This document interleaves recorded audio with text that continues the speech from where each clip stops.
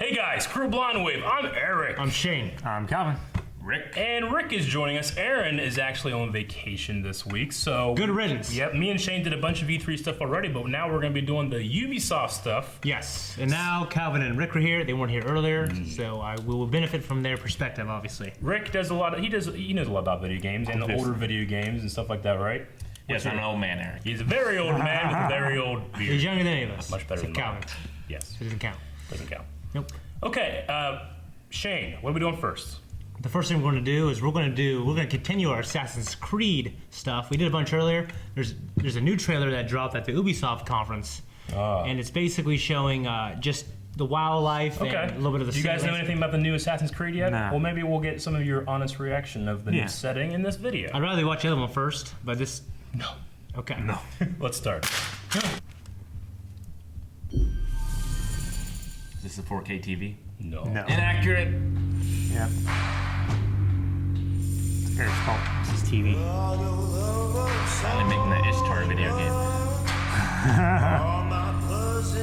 This is in engine? Yep. Yep. On a non 1080. Oh, Yeah. shit. Denial. Dead. Chariots. Romans. So cool.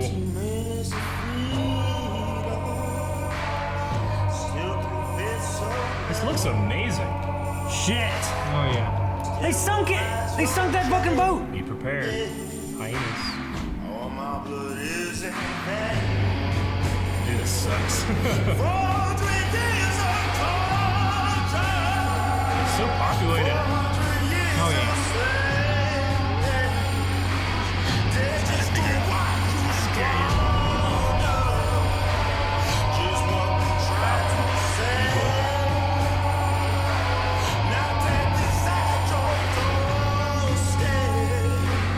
The lighting is so good. Oh yeah.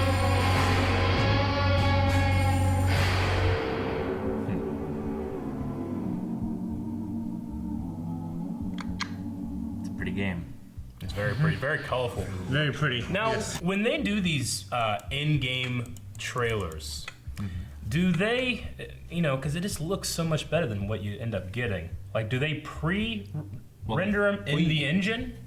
So the thing is, you don't have to worry about load times or rendering everything else that the camera can't see. Sure. So you can do a lot of tricks like that to make things look better, even though it's technically in engine. You're kind of enhancing the lighting and the shadow and all that stuff takes up a lot of computer A lot power. of time you're seeing it like when they develop it on the PC before they port it to a console. Exactly. But this I know is running on the. They announced Xbox Scorpio, which is Xbox. One X. Yes. Yeah. It's a very powerful machine. What do you think of that name? Xbox One X. Why not just the Xbox X? Why not Scorpio? Why Scorpio's not badass. Triple X, man? Just go Scorpio's not bad. full porn with it. Yeah. XX10. Vin Diesel, just Xbox Vin Diesel. Yeah, just Vin Diesel. That's what they call it. But anyway, so the Just time call it the group box. Yeah. it should.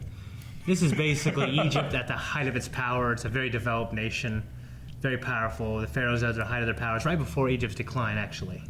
That's when the time period. So it's called Assassin's Creed Origins. So this is like the first Assassins. Is pretty much what they said they were going to. yeah, we're going to see the. Sure. Yeah. We can't go back a whole lot further. No. No, we can't. No, Really, no. Otherwise, the assassins have clubs. Yeah. Yeah, I know, right? You guys didn't see the stuff earlier, but it showed a lot of great stuff. The only thing I'm holding out for is feudal Japan Assassin's Creed. That would be cool. Fun. I wonder if there will be like a heat mechanic if you have to like dehydrate or something like that. That would be a little more immersion. I don't know. Like if Final Fantasy VII was doing that at the beginning of this too. See, the You thing, hate that. You hate survival games. I hate survival games, but I don't hate survival in games. Like I loved MGS3.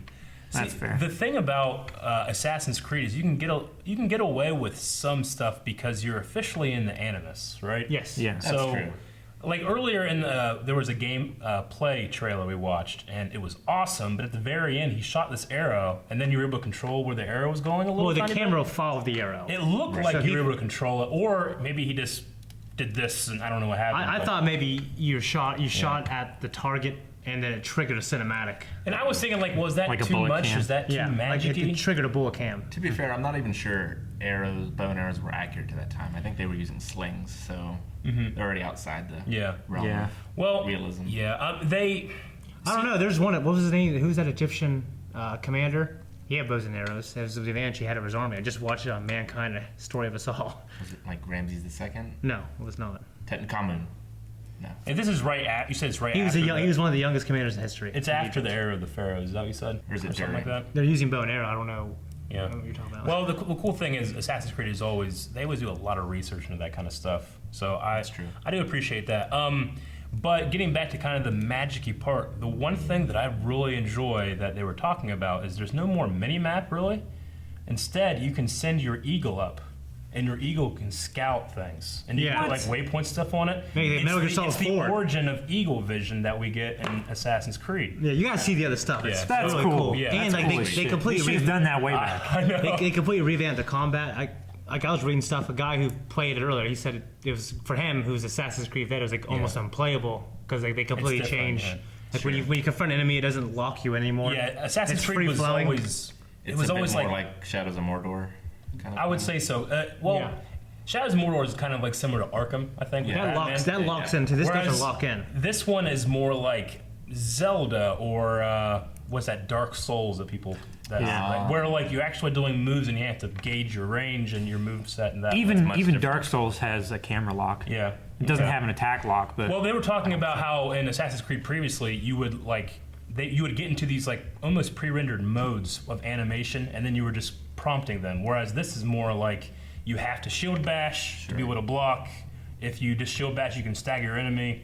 You know, when you do a swing, you're not swinging at a person. You're just swinging, hoping Right. a person's there. Yeah. So a no. lot more like Dark Souls. Yeah. That's Cool. pretty cool. That might get me back into the series. Yeah. Because the combat wore on me after a while. After every game, it's just kind of like, well, I'm watching a new piece of choreography. I'm not playing Sure. it. You know? yeah. Yeah. So And the thing that bothered me is you couldn't do the advanced moves from the beginning yeah, and like learn them. I know. So by the time you actually got to the advanced moves, you're already bored of the combat.